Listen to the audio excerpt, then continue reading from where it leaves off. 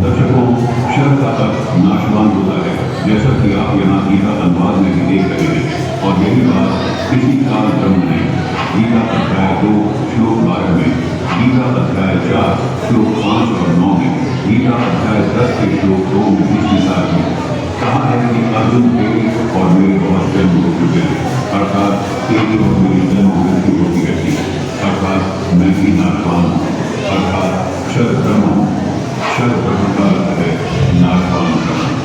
गीता अध्याय 8 श्लोक 13 में भी इस ब्रह्म की साधना का एक और मंत्र बताया गया है। गीता अध्याय 14 श्लोक 3 में भी इसी ब्रह्म गीता के ज्ञानदाता ने अपनी पत्नी मूल प्रकृति यानी दुर्गा को बताया। फिर आगे गीता अध्याय 14 श्लोक 4 में इसी ब्रह्म ने कहा है कि ये मूल प्रकृति यानी दुर्गा सभी प्राणियों की माता है और इस प्रकृति यानी दुर्गा के मूल में बीज स्थापित करने वाला मैं पिता ब्रह्म हूँ। फिर आगे गीता अध्याय 14 श्लोक 5 में इसी ब्रह्म ने कहा है कि हे अर्जुन, सत्वगुण, रजोगुण और तमोगुण ये प्रकृति से उत्पन्न तीनों गुण अविनाशी जीवात्मा को शरीर में बांधते हैं। मार्कंडेय पुराण से आपको पहले ही प्रमाणित कर चुके हैं कि रजोगुण ब्रह्मा जी हैं, तमोगुण शंकर जी हैं और सत्वगुण विष्णु जी हैं। यही तीन देवता हैं, यही तीन गुण हैं। दर्शकों, इससे सिद्ध होता है कि ये तीन देवता सत्वगुण विष्णु, रजोगुण ब्रह्मा और तमोगुण शिव जी ये प्रकृति अर्थात दुर्गा से उत्पन्न हुए हैं। दर्शकों, ये कौन है? तीन देवता दुर्गा और काल से कैसे उत्पन्न हुए? परमात्मा कौन है? इसकी संपूर्ण जानकारी पाने के लिए संपूर्ण सृष्टि रचना देखिए, जिसका लिंक हमने डिस्क्रिप्शन बॉक्स में दिया है। वार्ता 2147 चौपाई नंबर 1 में लिखा है, अपनी मधु राजीव वर्णी नहीं जानी, मुनिमन मधु रसी जे धानी, पाभासो मूला आदिशक्ति छवे जगोगा। जिन मुनियों के शब्दों से भगवान के चरण मधु वर्णन किया जा सकता। भगवान के बाएं हाथ में सदा अनुकूल करने वाली शोभा की राशि जगत की मूल कारण रूपा आदिशक्ति श्री जानकी जी सुशोभित है। दर्शक अर्थात वो 12 शक्ति कौन से जिनका जाप मन और सतरूपाजी करते हैं।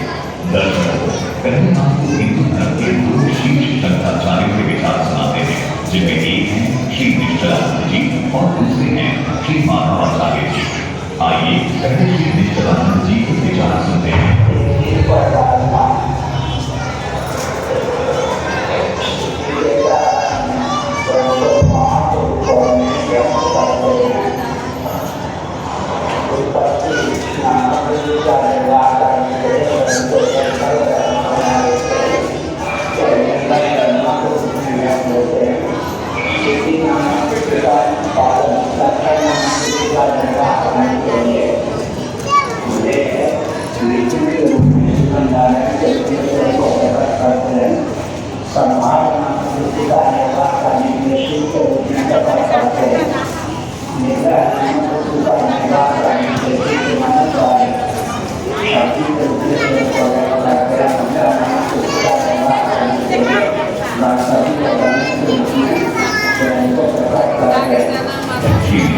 जी ने बताया है कि कामचक्र के रूप में 5 देवी देवताओं ने दान धर्म की सारी व्यवस्थाओं को संभाला हुआ है।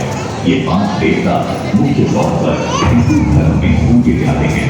आइए अब आपको शंकराचार्य माधवाचार्य जी के भी विचार सुनाते हैं, जिसमें वे भी स्वीकार कर रहे हैं कि हिंदू धर्म में मुख्य तौर पर इन 5 देव की भक्ति होती है। सुनिए माधवाचार्य जी के विचार। आपकी इष्ट देव कौन है?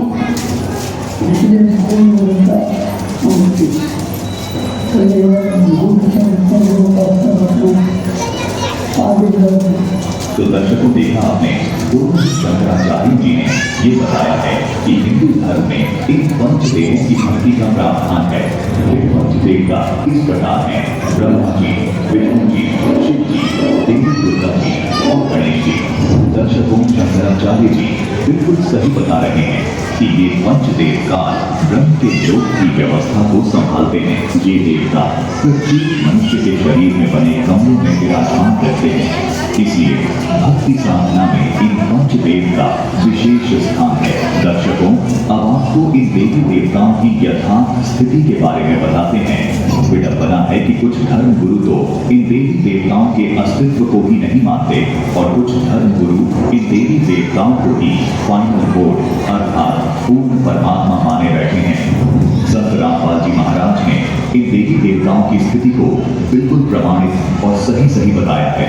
दर्शकों, आज तक हमारे धर्म गुरुओं ने हमें यही बताया था कि भगवान श्री कृष्ण उर्फ विष्णु जी, ब्रह्मा जी, शिव जी से ऊपर कोई भगवान नहीं है, वो अखिल ब्रह्मांड के स्वामी हैं। दर्शकों, पहली बात तो ये है कि ब्रह्मा, विष्णु और महेश ये अखिल ब्रह्मांड के स्वामी नहीं है, न ही 3 लोक के स्वामी हैं, बल्कि 3 लोकों में एक विभाग के अधिकारी हैं। ये सब आप अच्छे से जानते ही हैं कि रजगुण विभाग के ब्रह्मा जी, सतगुण विभाग के विष्णु जी और तमगुण विभाग के शिव जी अधिकारी हैं। जैसे एक राज्य में एक मुख्यमंत्री होता है तथा अन्य मंत्री भी होते हैं। मान लीजिए कि एक राज्य में 23 जिले हैं। उन सब जिलों के ऊपर अलग अलग विभागों का एक मंत्री भी होता है। दर्शकों, वो मंत्री उस पूरे राज्य में एक विभाग का मंत्री होता है। उस मंत्री को पूरे राज्य का स्वामी नहीं कह सकते। इसी प्रकार इस ब्रह्मांड रूपी राज्य में 14 लोग अर्थात जिले जाने और उन 14 जिलों में से इन 3 जिलों में यानी 3 लोगों स्वर्ग लोक, पाताल लोक और पृथ्वी लोक में एक विभाग के मालिक हैं। ब्रह्मा, विष्णु, महेश यानी इन 3 लोकों में ब्रह्मा जी का विभाग है रजोगुण, जिससे जीवों की उत्पत्ति होती है। विष्णु